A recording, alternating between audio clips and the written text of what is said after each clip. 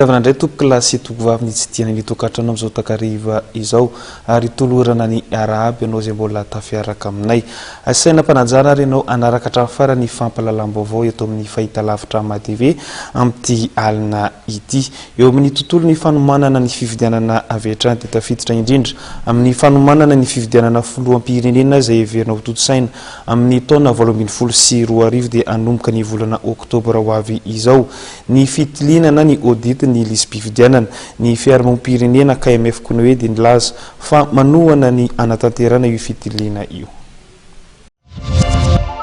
Manomboka ny volana Oktobra ho avy izao no anatanterana ny fitilinana ny audit ny lisam-pifidianana. Etsika izay tafiditra amin'ny fanomanana ny fifidianana filoham-pirenena izay heverina ho tontosaina amin'ny taona 2024 ary tanterahan'ny komisiona mahaleo-tena misana ny fifidianana miaraka amin'ny vondrona iraisam-pirenena.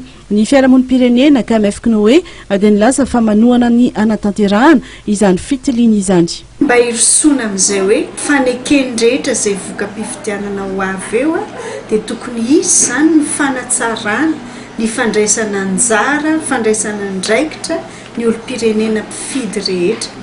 Ka anisan'ny dingana voalohany ahafahan'ilay olom-pirenena mifidy ny fananany kara-pifidianana. Izany anefa dia midika hoe voasoratra ao anatin'ny lisam-pifidianana izy ireo. Ka ny fanaovana audit na fitilinana izany lisam-pifidianana izany dia atao hoe tombana iray lehibe, fitaovana iray lehibe ihany koa hoentin'ny eo anivon'ny CENI mandrefy hoe firimarina ny olom-pirenena mpifidy izay tokony ho voasoratra ao anaty lisam-pifidianana kanefa tsy voasoratra ao. Ny tsy fahatomombanana ny lisam-pifidianana dia anisan'ny tarainan'ireo kandidata amin'ny fifidianana filoham-pirenena tamin'ny taona 2024 ary tamin'ny fifidianana ben'ny tanàna.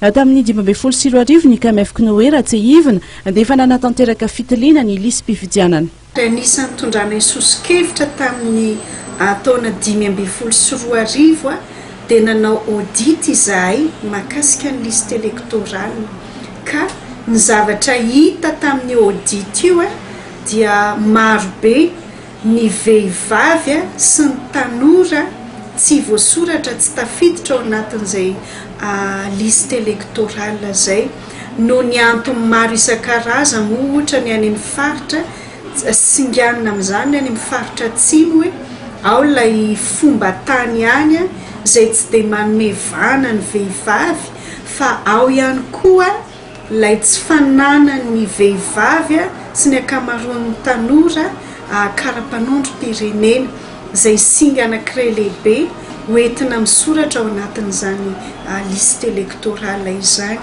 Dia izay zany audit nataona izay no nomena ny teo anivon'ny CENI. Heveriny KMF koa hoe ny vokatra azo amin'ny fitiliana vaovao ny lisam-pifidianana izay tontosaina ny vondrona iraisam-pirenena sy ny CENI dia hitondra fanatsarana ny lisam-pifidianana hiatrena ny fifidianana amin'ny taona 2022.